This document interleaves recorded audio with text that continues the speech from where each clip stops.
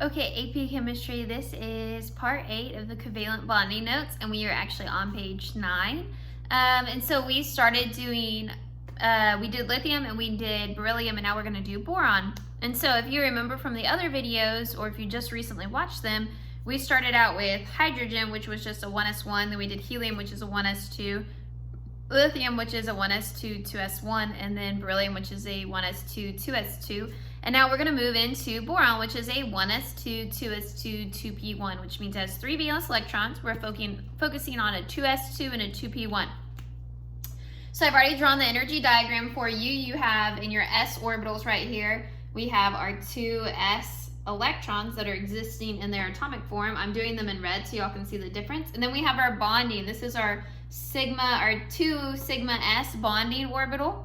And then this is our 2 sigma s anti-bonding orbital. Then we move up to our p's. We have 1 p in each. On the lowest energy level, we have our 2 pi, our pi 2p's. And so if you look, there's a pi 2px and a pi 2py, which we can do x and y. And then up here we have our anti-bonding x and y. And then next up on the energy level, though, is our 2 sigma p. And then we have our 2 sigma p anti-bonding. And if you look at the general energy level sequencing, this goes in that order. So we have our sigma anti-bonding, and then you go to your p's, you have your pi's, then you have your sigma p, and then you have your anti-bonding, and then your anti-bonding sigma p. So hopefully you can start to see the order of that general sequencing and see that we're following it.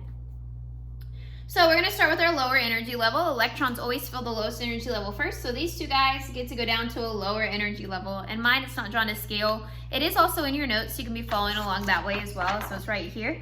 So those two guys get to go down to lower energy, but these two have to go up to a higher energy level.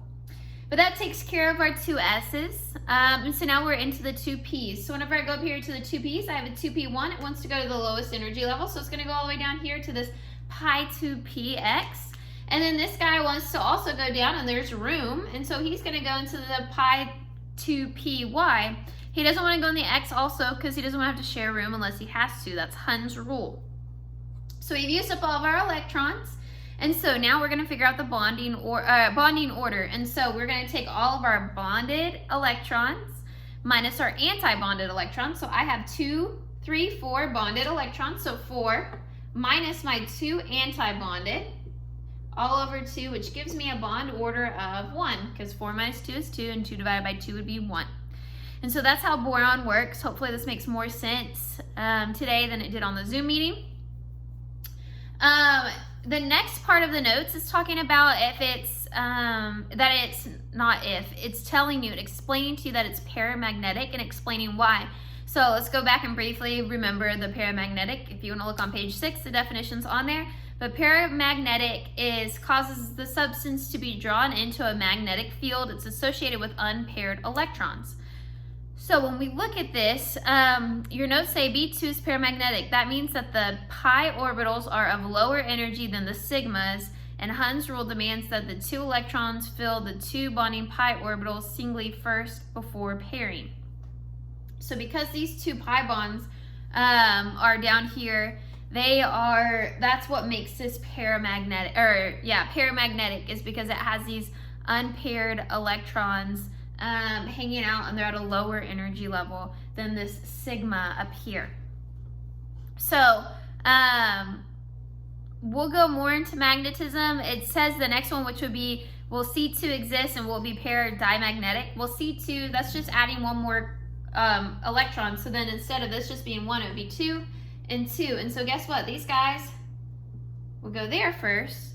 And so then this time the answer for this one, you can look and see. So then your bonding orbital will change. Bonding order will change.